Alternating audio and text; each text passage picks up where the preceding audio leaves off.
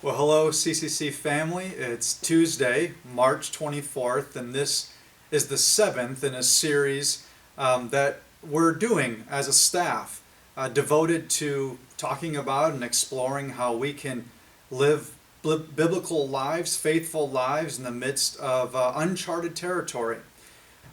Yesterday, I had part one of my devotional. Today, we're going to talk about part two. Yesterday, during my devotional, I asked this question. I asked, how can the church continue to be the church when, for the time being anyways, we're not allowed to be together in person, that we're not allowed to gather together? Or to put it differently, I asked this question, how can the church continue to maintain some sense of fellowship and community when government mandate and our society and even wisdom itself all discourage us from actually meeting together in person? So how can the church be the church when we can't gather together at this time? Well, there's certainly more than one answer to that question, and there's at the same time no one silver bullet kind of an answer. Many of us can probably think of ways in which we can still function and be the church in a time of social distancing.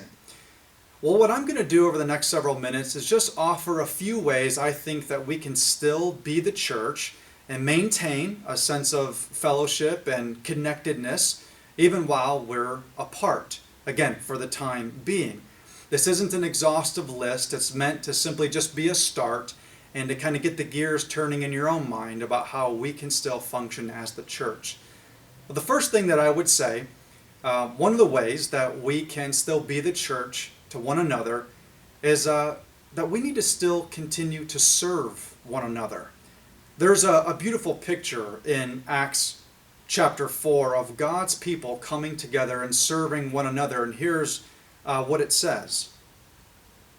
It says, all the believers were one in heart and in mind. No one claimed that any of his possessions was his own, but they shared everything they had. There were no needy persons among them. For from time to time, those who owned lands or houses sold them, and the money was distributed to anyone as he had need. Now, the point of reading that passage is not to suggest that we should all likewise go and sell all we have and give to those in need. That's what they did during the time of the book of Acts. But for us today, the point is this, that when God's people are in need, God's people rise to the challenge. Where we see need, we meet that need. Our hunkering down over the past several days and for the next several days, weeks, months ahead, does not give us a free pass on serving one another. Nor does it give us the right to care for me and my own at the expense of caring for one another. We're still called to do that. Hunkering down means that we exercise discernment and wisdom, that we're careful to not spread this virus needlessly or carelessly to others and to ourselves as well. So that's what it means to hunker down. But if you're wondering how you might still serve your church family during this time, let me encourage you to give Pastor Mike a call. Contact Pastor Mike. At this time, he's currently putting together a team of volunteer shoppers who are ready and willing to run errands, to go to the grocery store, and to just generally be available to those who at this time are not able to leave their homes. So if you're looking for ways to serve one another, to be the church to one another, give Pastor Mike a call and let him know of your interest in that group. The second thing that I would suggest of how we can continue to be the church to one another is to continue to pray for one another. In 2 Corinthians chapter 1, the Apostle Paul says this.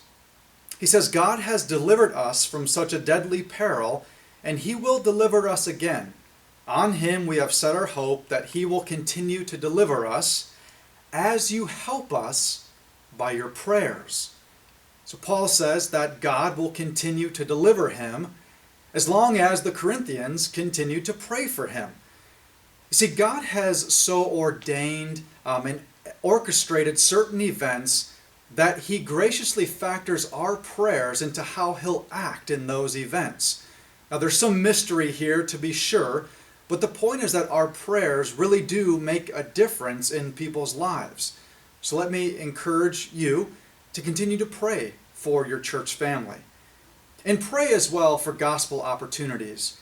The things in this world that so many people look to give them a sense of hope and confidence and security, many of those things are crumbling before their eyes right now. Things like their retirement accounts, job security, and even their health. Those things are being exposed for what they really are. Counterfeit gods. They can't ultimately give us what God can give us. They're good things, but they can't provide what God can provide us with. So pray that God would continue to use his church during this time when people are grasping and looking for hope. Pray that God will use the church to proclaim boldly the hope and the sure confidence and the security that comes from the gospel of Jesus Christ. The third way that I would suggest that we can still be the church to one another is to try to stay as connected as possible during this time of being apart. And actually, it's a blessing that we live in the day and age in which we do when there are so many digital platforms available to us to do so. The three that come to mind right off the bat are Zoom, Google Hangouts, and Skype. Get acquainted with those platforms and take advantage of those. I'll include some links below this blog kind of explaining a little bit of what those platforms are. And if you're interested in learning more about those, feel free to give us a call here at the church.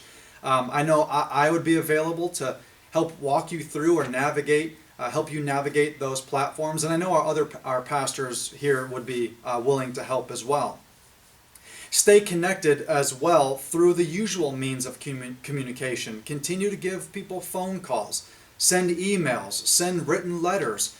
If you need a phone number or if you need an email address or a mailing address, give us a call here at the church. We'd be happy to supply those to you so that you can stay better connected with your church family.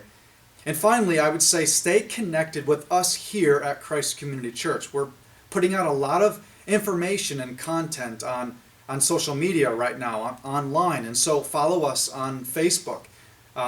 Subscribe to our YouTube channel. And check our website often to see what news and information we're putting out. So those are just a few ways that we can still be the church, even while for a time we're not able to meet together like we would like to. And I'm going to end my devotional with just this brief story. During the early 4th century, the region of Caesarea was completely devastated and rocked by a plague. This was right after the region of Caesarea had been devastated by war and famine, and then this plague on top of that completely devastated this region. Well, for those who had the means and the wealth to do so, many left that region and chose to live elsewhere in the Roman Empire. But there was a group of people who stuck around to help the needy and to help those who were sick and dying. And these people were the Christians. And because of their efforts in serving the sick and the dying, of being the church during this time, the church historian Eusebius, a 4th century historian, said this about the Christians.